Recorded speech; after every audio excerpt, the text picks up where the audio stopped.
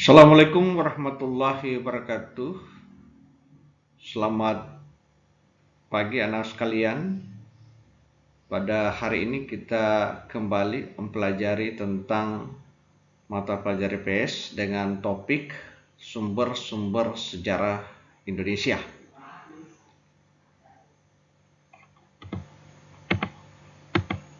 Sumber-sumber sejarah Indonesia kaya akan sumber-sumber yang membantu kita memahami masa lampau bangsa ini. Sumber-sumber tersebut dapat dibedakan menjadi dua kategori utama. Ada sumber tertulis dan sumber tidak tertulis. Sumber tertulis meliputi naskah kuno, prasasti, catatan perjalanan dan dokumen resmi, sementara sumber tidak tertulis itu meliputi benda-benda purbakala, tradisi, lisan, dan arsitektur. Kemudian selanjutnya, sumber tertulis itu adalah berupa contohnya naskah kuno.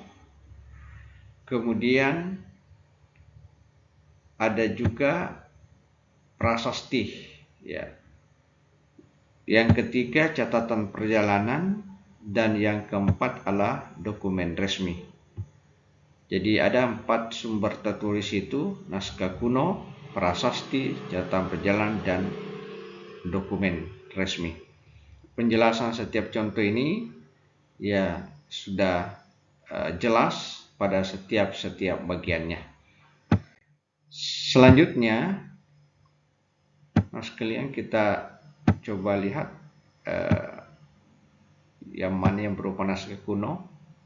Ya, pertama ada lontar, kemudian kitab suci, naskah-naskah lainnya. Kemudian selanjutnya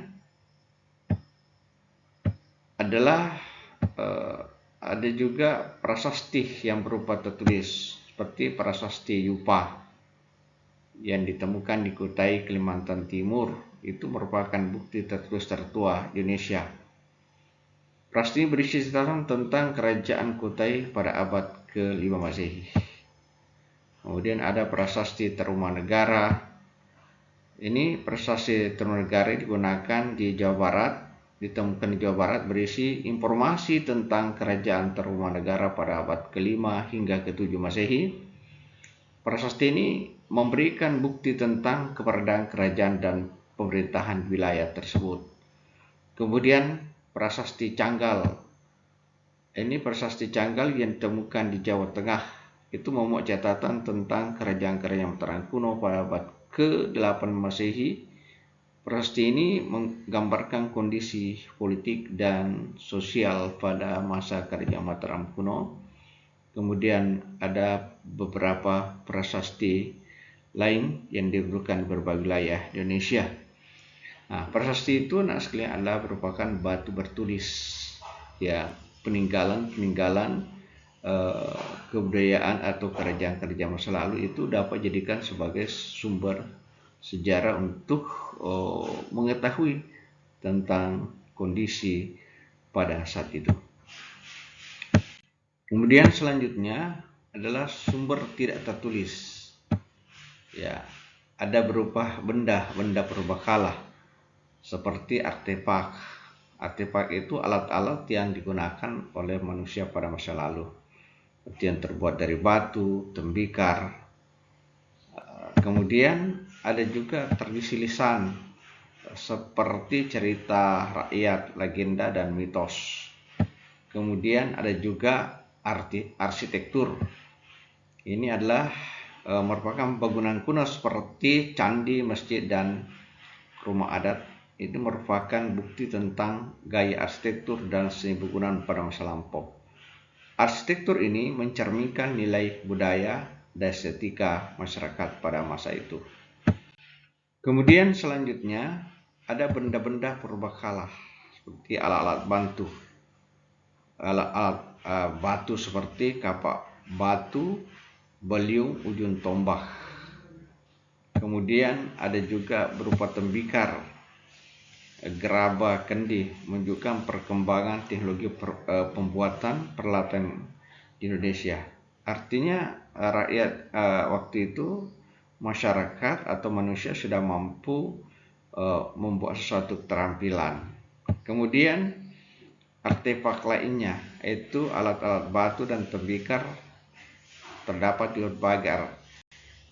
berbagai artefak lain yang ditemukan di Indonesia. Artefak ini memberikan bukti tentang seni, kepercayaan, dan kehidupan sosial masyarakat pada masa lampau. Kemudian selanjutnya ada tradisi lisan seperti ada cerita rakyat, kemudian lagu rakyat, dan upacara adat. Ada juga arsitektur. Ini adalah merupakan berupa bangunan seperti ada candi, ada masjid, ada rumah adat, kemudian ada budaya Hindu, ada budaya Islam, dan ada juga budaya-budaya lokal lainnya. Nah, candi-candi yang ada seperti Candi Prambanan, Candi Borobudur.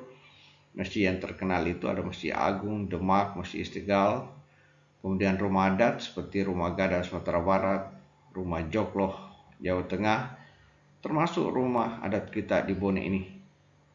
Kemudian budaya Hindu Buddha, arsitektur Mega, dan Islam Kubah, itu semua adalah merupakan bukti atau sumber sejarah yang terdapat di Indonesia. Jadi itulah penjelasan singkat dan sekalian tentang mereka kita yang termasuk sumber-sumber sejarah untuk mengetahui peristiwa-peristiwa masa lalu.